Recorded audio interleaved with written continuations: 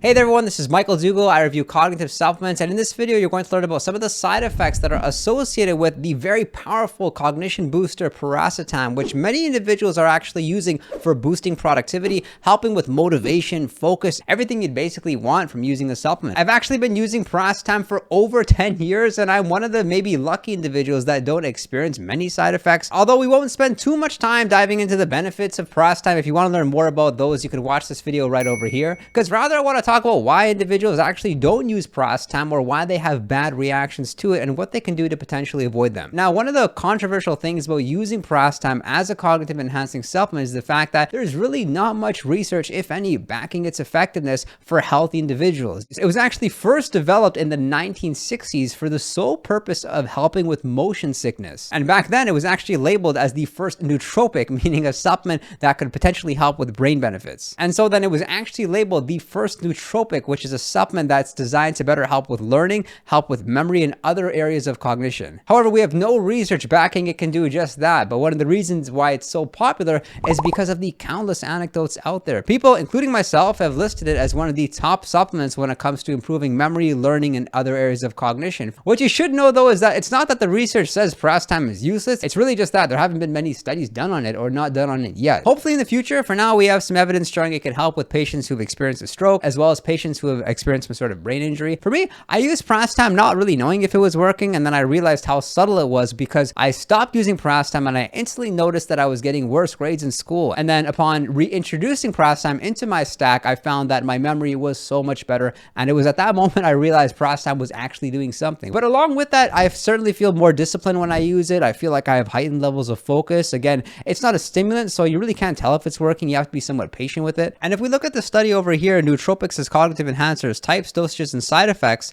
they actually looked at Piracetam, and what they had found was that the tolerance of Piracetam is excellent, with only rare side effects including insomnia, irritability, increased libido, and sexual function. This other study, titled Piracetam and Other Structurally Related Nootropics, went on to say that the Piracetam's possess a very low toxicity and lack serious side effects. And the first and most common side effect that you will experience by using Piracetam will definitely be irritability. And this is not only backed by research, but also countless anecdotes. And the way I would describe it is very similar to when you're like stressed out and feeling hungry, like you just need some food in your system and you have this heightened level of focus. These smallest things seem to trigger you and get you upset. It's not that severe with Piracetam, though what I have noticed specifically with the Racetams and Piracetam is that the effects are highly variable between individuals. So you may experience a side effect, whereas somebody else would not experience the side effect. It's been my belief with most cognitive enhancers that the stronger the effects are, the stronger the side effects are. With Piracetam, it's not super effective, yet at the same time the side effects are somewhat minimal. Though you can say it is dose dependent, like the more Piracetam that you ingest, the more it could be such that you're actually feeling somewhat irritable. And as further evidence, if we look at this anecdote here on Reddit entitled, "What have your experiences with Piracetam been like?" one user mentioned that it also made me more impatient, more easily frustrated, easily stressed, and prone to outbursts when things weren't going the way I wanted on a project or whatever task I was trying to execute. And another user mentioned that it increases mental acuity at the speed and cost of increased irritation and anger. If anything, I'm slightly more irritable when I'm using Piracetam. However, I'm just so much more focused and more driven that I found that the pros really do outweigh the cons. The second side effect to be aware of are headaches. And now this can actually be avoided by using Piracetam along with choline. And this is so important that you understand when you are using Piracetam, you want to be pairing it with a choline supplement. So you ingest your Piracetam and then you ingest your choline supplement. For me, my favorite choline supplement is alpha GPC, which I've talked about in this video over here, because if you're experiencing side effects with this supplement, it really happens because you're not using it with choline. You use it along with choline, then suddenly the side effects are gone. The third side effect is slight anxiety. It's interesting. You sort of feel a little bit nervous along with the increased irritation and agitation when you're using Piracetam. For me, I'm not somebody that reacts that way. Fortunately, I just have heightened levels of motivation, and with more motivation, I'm more likely to act courageously in social settings and go strike up a conversation with somebody and not really have too much anxiety and too much worrying. Because if you're so focused on getting things done, I don't really see how you could possibly worry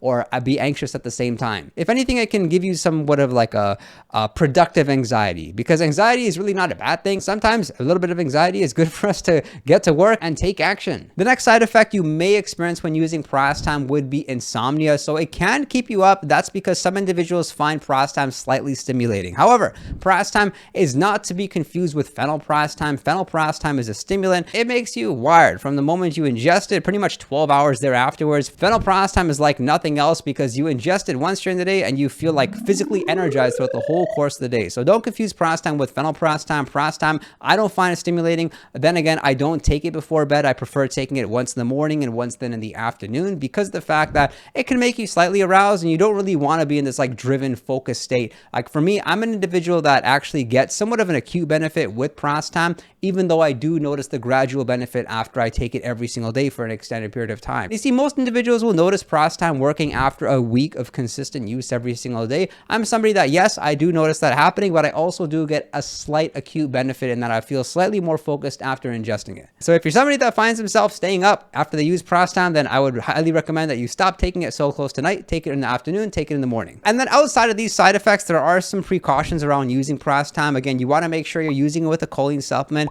You want to watch out for taking it if you have any sort of kidney issues, and also if you're using any sort of blood thinners. I don't recommend you use it, of course, if you're pregnant. And it's not been my experience that it mattered too much if you were taking it in a fasted state or a fed state. Perhaps I noticed it slightly being more effective if I used it in a fed state, but also that it is useful to take time off of piracetam because of the fact that you ultimately don't want to be in the supplement forever. You want to be able to reset your tolerance to some extent. So the way in which I would use piracetam is I would take something like 3 months on, followed by 1 week off, and then repeat it in that fashion. But because, again, piracetam is so subtle, I really don't have much of an issue with not taking too much time off of it. And it goes well with pretty much all supplements out there. It goes well with caffeine. It goes well with other piracetam. So I see piracetam being like a great addition to your stack. However, I would always recommend like you try the supplements individually first. Make sure you can tolerate them okay before you go ahead and combine them together. And the most common way to use piracetam is taking 1 to 3 grams per day. You can consider taking 1 gram twice a day, maybe 1 gram 3 times a day, spacing the dosages apart. Depending on whichever choline supplement, you want to be having 1 serving each time you use piracetam. So if I'm using alpha GPC,